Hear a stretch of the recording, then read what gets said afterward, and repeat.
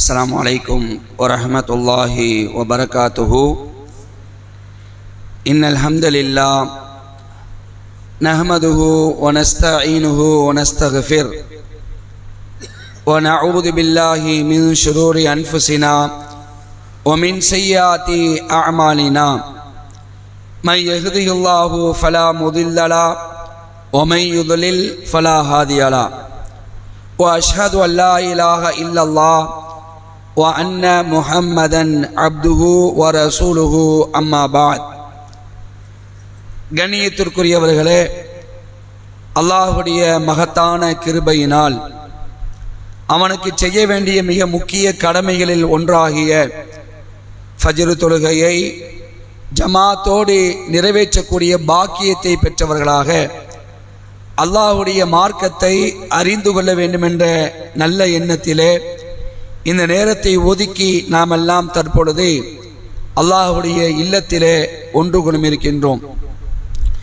இந்த வாய்ப்பை நமக்கு ஏற்படுத்தி தந்த வல்ல ரஹ்மான் அல்லாஹுக்கே புகழ் அனைத்தும் என்று அல்லாஹ்வை மீண்டும் போற்றி புகழ்ந்தவனாக இந்த உரையை ஆரம்பம் செய்கின்றேன். கண்ணியத்திற்குரிய சகோதரர்களே, கடந்த சில தினங்களாக அல்லாஹ் ரப்புல் ஆலமீன் இந்த உலகத்திலே நமக்கு ஏற்படுத்தி இருக்கின்ற நிழல்கள் குறித்து நாம் பார்த்து வந்தோம். நிழல்களும் அல்லாஹ்வை அடிபடுகின்றன. நிழல்களும் அல்லாஹ் நமக்கு தந்த மிகப்பெரிய அருள்கொடை. இது போன்ற செய்திகளை எல்லாம் நாம் திருமறை குர்ஆன் வசனத்தின் மூலமாகவும் நபிகளாருடைய போதனையின் மூலமாகவும் நாம் தெரிந்து கொண்டோம். அன்புக்குரியவர்களே, நிழல்களை பொறுத்த வரைக்கும் இந்த உலகத்தில் எல்லோருக்கும் கிடைப்பது அது சாத்தியம். ஆனால் நாளை மறுமை நாளிலே அல்லாஹ் ரப்புல் ஆலமீன் மனித சமூகத்தை விசாரணை செய்யும் பொழுது அந்த விசாரணை என்பது மிக கடுமையாக இருக்கும். நேற்றைய தினமே நாம் சொன்னோம், ஒவ்வொரு மனிதனுடைய தலைக்கு அருகாமையிலே அல்லாஹ் ரப்புல் ஆலமீன் பிரம்மாண்டமான இந்த நெருப்பு பந்தமாக இருக்கக்கூடிய சூரியனை கொண்டு வந்து வைப்பான். அப்படி வைக்கக்கூடிய நேரத்தில் எங்கேயுமே நிழல் இருக்காது. மிக கடுமையான ஒரு அமளி துமளியாக இருக்கும். கொஞ்சம் நீங்க நினைச்சு பாருங்க, ஒரு இடத்துல ஒரு லட்சக்கணக்கான கோடிக்கணக்கான மக்கள் ஒரு இடத்துல குழுமுறாங்கன்னா அந்த இடம் எப்படி இருக்கும்? இப்போ உலகத்துல வாழ்ந்து கொண்டிருக்கக்கூடிய மனிதர்களுடைய எண்ணிக்கை வந்து ஏறத்தாழ 850 கோடிக்கு மேல வாழ்ந்துட்டு இருக்கிறாங்க. இன்னைக்கு இப்ப ரீசெண்டா 850 கோடி மக்கள் மேல வாழ்ந்துட்டு இருக்கிறாங்க. இந்த 850 கோடி மக்களும் ஒரு இடத்துல ஒன்று கூடனா எப்படி இருக்கும்? ஒரே இடத்துல கட்டாந்தரையில ஒரே இடத்துல கூடனா எப்படி இருக்கும்? பிரம்மாண்டமா இருக்கும். ஆனா அல்லாஹ் மறுமையுடைய விசாரணையில இந்த 850 கோடி மட்டுமா கூட்டுவான்? உலகத்துல யாரையெல்லாம் அல்லாஹ் படைத்தானோ அத்துணை மனிதர்களையும் அல்லாஹ் என்ன செய்வான்? நிப்பாட்டி வைப்பான். அந்த இடத்துல ஆட்டம் போட்டவன் இருப்பான், அகம்பாவக்காரன் இருப்பான், ஆணவக்காரன் இருப்பான், அழிச்சாட்டியக்காரன் இருப்பான். நாம இந்த உலகத்துல பாக்குறோமா இல்லையா?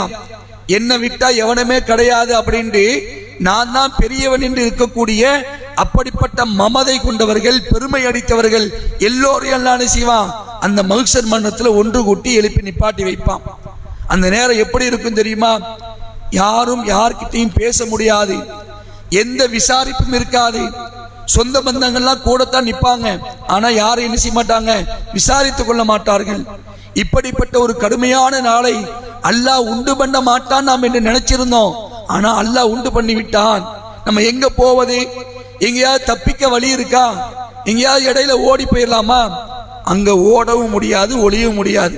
மிக பெரிய ஒரு விசாரணை வளையத்துக்குள் ஒட்டுமொத்த மனித சமுதாயம் நிப்பாட்டி வைக்கப்படுவார்கள்.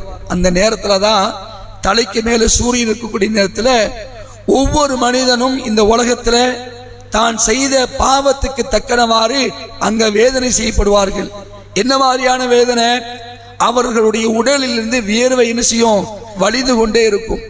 சில பேர் கரண்டை கால் வரைக்கும் வியர்வையில் நிற்பார்கள், சில பேர் முட்டுக்கால் வரைக்கும் வியர்வையில் நிற்பார்கள், சில பேர் இடுப்பு வரைக்கும் வியர்வையில் நிற்பார்கள், சில பேர் கழுத்து வரைக்கும் வியர்வையில் இருப்பார்கள். இன்னும் சில பேர்னா கொஞ்சம் கிடையாது, அது டோட்டலா எடுத்துக்கங்க. எப்படின்னு பாத்துக்கங்க, சில பேர் என்ன செய்வாங்கன்னா வியர்வையிலே மூழ்குவார்கள். வியர்வை வேத்து கொட்டி கொட்டியது ஆறா பெருக்கெடுத்து ஓடும். அதில் தான் என்ன செய்வாங்க, சில மனிதர்கள் மூழ்கி கொண்டிருப்பார்கள். இப்படிப்பட்ட ஒரு சூழல்ல அல்லாஹ் என்ன செய்யறான், தன்னை அஞ்சி தனக்கு பயந்து தன்னுடைய மார்க்கத்தை அழகான மார்க்கை பின்பற்றி ஒரு அழகிய பண்புகள், ஒரு 7 பண்புகளோடு வாழ்ந்த ஒரு 7 சாராரை அல்லாஹ் ரப்பல் ஆலமீன் தன்னுடைய அரிசிக்கு கீழே, நேத்தையே நான் சொன்னோம், அரிசை பத்தி சொன்னோம், அந்த அரிசிக்கு கீழே நிழல் இருக்கும். அந்த நிழல்ல வச்சு அல்லாஹ் என்ன செய்வான், விசாரணை செய்வான். விசாரணை இருக்கும், ஆனா இவர்களுக்கெல்லாம் நிம்மதியான விசாரணை. அப்ப அந்த 7 சாரார் யாரு? அந்த 7 சாரார நாம ஒரு சாராரா இருப்பதற்கு நாம் முயற்சி செய்யணுமே. அல்லாஹ்வுடைய தூதர் ஸல்லல்லாஹு அலைஹி வஸல்லம் அவர்கள் சொல்லக்கூடிய செய்தி புகாரில பதிவு செய்யப்பட்டிருக்கு. 660 செய்தியாக நமக்கெல்லாம் அடிக்கடி கேட்ட சம்பவம் தான். ஆனாலும் இந்த சம்பவத்தை நம்ம அப்ப மறந்துடக்கூடாது. எப்படியாவது அந்த நிலையில நாம் இடம் முடிச்சிடணும். உலகத்தை ஒரு வீட்டை வாங்குவதற்கு ஆசைப்படுறோமா இல்லையா? உலகத்துல நாம இருக்கக்கூடிய இந்த காயல்பட்டினம் பகுதியில ஒரு சொந்த வீடு இருந்தா நல்லா இருக்கும். அந்த சொந்த வீட்டில் நம்ம வீட்டை கட்டி அதுல வாழ்வது என்பது மிகப்பெரிய ஒரு சந்தோஷம் என்று நாம் நினைக்கிறது தப்பு கிடையாது.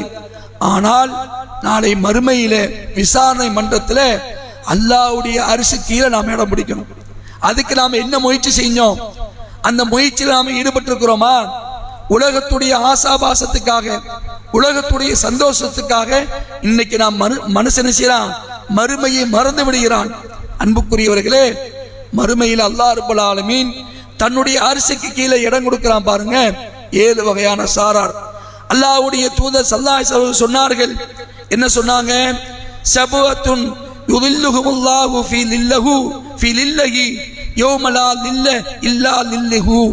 அதாவது அல்லாஹ்வின் நிழலை தவிர, அல்லாஹ்வுடைய அர்ஷுடைய நிழலை தவிர எந்த நிழலுமே இல்லாத அந்த மறுமை நாள்ல அல்லாஹ் 7 சாராருக்கு தன்னுடைய நிழல்ல இடம் கொடுக்கிறான். அதுல ஃபர்ஸ்ட் யாரு? ரசூலுல்லாஹ் சொன்னாங்க, அல் இமாமுல் ஆதில், நீதியை நிலைநாட்டக்கூடிய தலைவர். நீதியை நிலைநாட்டக்கூடிய தலைவர். தலைவராக இருக்கக்கூடியவர்கள் தன்னுடைய மக்களிடத்துல நீதியா நடக்கணும். நீதியை பத்தி இந்த வாரம் ஜும்மா உரையில பேசுறாங்க, கேட்டிருப்பீங்க. நீதினா என்ன? நீதி எப்படி நீதி செலுத்தணும்? தனக்கோ தன்னுடைய பெற்றோருக்கோ தன்னுடைய உறவினருக்கோ பாதகமா இருந்தாலும் நீங்க நீதியை தான் பார்க்கணும். அல்லாஹ் குர்ஆன்ல அப்படி சொல்லி காட்டுறான். ஏன்? உங்க உயிரா நீதியான்னு பார்த்தா நீதி தானா? நீதிக்கு தான் முதல் இடம் கொடுக்கணும். நீதி செலுத்துவோரை அல்லாஹ் விரும்புகிறான். அதே நேரத்தில் தலைவர்களா இருக்கக்கூடியவர்கள் குடிமக்களிடத்துல, தன் கீழ் இருக்கக்கூடிய தொண்டர்களிடத்துல நீதியா நடக்கணும். இப்படி நீதியா நடந்த தலைவர்கள் நாளை மறுமையிலே அல்லாஹ்வுடைய அர்ஷுக்கு கீழே என்ன செய்யலாம்? அந்த நிழல்ல இடம் பெறலாம். 1. 2வது ரசூலுல்லாஹ் சொல்றாங்க, வஷாபுன் நஷஅ ஃபீ இபாதத்தி ரப்பி. அல்லாஹ்வுடைய வணக்க வழிபாட்டில், அல்லாஹ்வுடைய வணக்க வழிபாட்டில் ஊறி திளைத்த இளைஞன், ஊறி திளைத்த இளைஞன். இளைஞர்களை இன்றைக்கு அப்படி நாம பார்க்க முடியுதா? ரொம்ப ரேருங்க, ரொம்ப ரேர். அரிதிலும் அரிதுன்னு சொல்லுவாங்களா இல்லையா? சில இளைஞர்கள் மட்டும்தான் இந்த பள்ளிவாசலோடு தொடர்பு, தொழுகையோடு தொடர்பு, தாவா களத்தில் நிற்கக்கூடிய ஒரு நிலையை நம்ம பார்க்கிறோம். மற்ற இளைஞர்களை பார்க்கவே முடியல. அவனுடைய போக்கு இன்னைக்கு எப்படி இருக்கு? அவனுடைய போக்கு இன்னைக்கு இந்த நவீன உலகத்தில் அவனுடைய ட்ராக் வேற மாதிரி போயிட்டு இருக்கு. பள்ளிவாசல்ல சில இளைஞர்களை பார்க்க முடியல, தாவா களத்துல சில இளைஞர்களை பார்க்க முடியல, பயான்கள்ல சில இளைஞர்களை பார்க்க முடியல, பள்ளிவாசல் தொழுகையில ஃபஜ்ர் தொழுகையில இளைஞர்களை பார்க்க முடியல. அப்ப எதுல ஊறி போய் இருக்கிறான்? செல்போன்ல ஊறி போய் இருக்கிறான், பைக்ல ஊறி போய் இருக்கிறான், சினிமா மோகத்துல ஊறி போய் இருக்கிறான். இப்படிப்பட்ட இளைஞர்களுக்கான நாளை மறுமையில இடம் கிடைக்கும் இல்ல? அல்லாஹ்வுடைய வணக்க வழிபாட்டுல ஊறி திளைத்த இளைஞர்கள், அந்த வார்த்தையை பாருங்க. இந்த வாய்ப்பு இன்னைக்கு பெரியவர்களா இருக்கிறது கிடைக்காது. கிடைக்குமா? நமக்கு முடிஞ்சு போச்சு, அவ்வளவுதான். நமக்கு இந்த வாய்ப்பு வராது. நம்ம எப்படி என்ன நினைச்சாலும் திரும்ப வருமா? வராது. ஆனால் இன்னைக்கு இளைஞர்களா இருக்கக்கூடியவர்களுக்கு இந்த வாய்ப்பு இருக்கு. அல்லாஹ்வுடைய வணக்க வழிபாட்டில் ஊறி திளைத்தோம் என்று சொன்னால் நாளை மறுமையிலே அல்லாஹ்வுடைய அரிசிக்கு என்ன செய்யலாம்? இடம் பிடிக்கலாம் என்பதை இந்த ஹதீஸ் நமக்கு விளக்குகிறது. அதே மாதிரி ரசூலுல்லாஹ் சொன்னாங்க, என்ன சொன்னாங்க?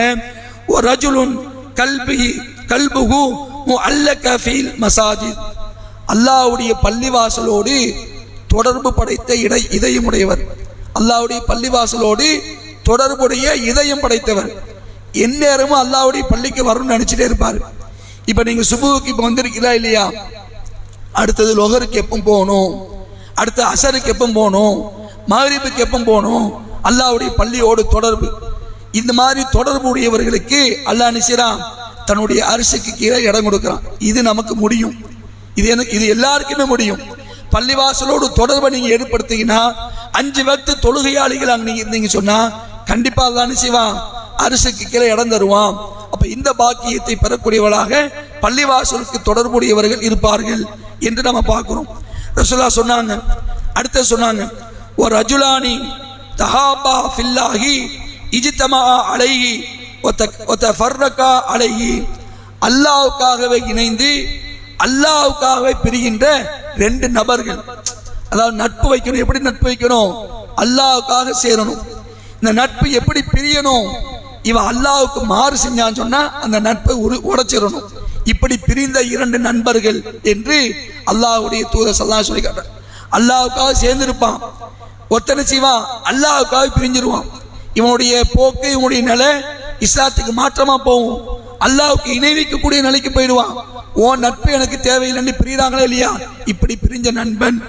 அதே மாதிரி அல்லாஹ்வுக்காக சேர்ந்திருப்பான், இவன்கிட்ட நல்ல பழக்கங்கள் இருக்கும், நிறைய நன்மைகள் செய்வான், இதற்காக நான் உன்கிட்ட சேர்ந்திருப்பான் இந்த நண்பன். இந்த 2 பேரையும் அல்லாஹ் நிச்சயம் நாளை மறுமையிலே தன்னுடைய அரசுக்கு கீழே அல்லாஹ் இடம் கொடுக்கிறான். அன்புக்குரியவர்களே, இன்னும் சில விஷயங்கள் இருக்குது, வரக்கூடிய நாட்கள் தெரிந்து கொள்வோம். அல்லாஹ் ரப்பல் ஆலமீன் நமக்கு நாளை மறுமையிலே அவனுடைய அரசுக்கு கீழே அந்த நிழல்ல இடம்பெறக்கூடிய அந்த பாக்கியத்தை தருவானாக. ஒவ்வொரு பிரார்த்தனை செய்வோம், நாம் அல்லாஹ்விடத்தை துஆ செய்வோம், யா அல்லாஹ் உன்னுடைய அரசுக்கு கீழே நிழல்ல இடம்பெறக்கூடிய இந்த பாக்கியத்தை எங்களுக்கு தா, எங்க பிள்ளைகளுக்கு தா, என்னுடைய குடும்பத்தாருக்கு தா என்று நாம் அல்லாஹ்விடத்தில் பிரார்த்தனை செய்யக்கூடிய மக்களாக இருக்க வேண்டும். அப்படிப்பட்ட பாக்கியத்துக்கு சொந்தக்காரர்களாக அல்லாஹ் ரப்பல் ஆலமீன் உங்களையும் என்னையும் நம்முடைய குடும்பத்தவர்கள் அனைவர்களையும் ஆக்கி அருள் புரிவானாக என்று அல்லாஹ்விடத்தில் பிரார்த்தித்தவனாக இந்த உரையை முடித்துக் கொள்கின்றேன். வா ஆகிர் தாவானா அனில் ஹம்துலில்லாஹி ரப்பில் ஆலமீன். வஸ்ஸலாமு அலைக்கும் வரஹ்மத்துல்லாஹி வபரகாத்துஹு.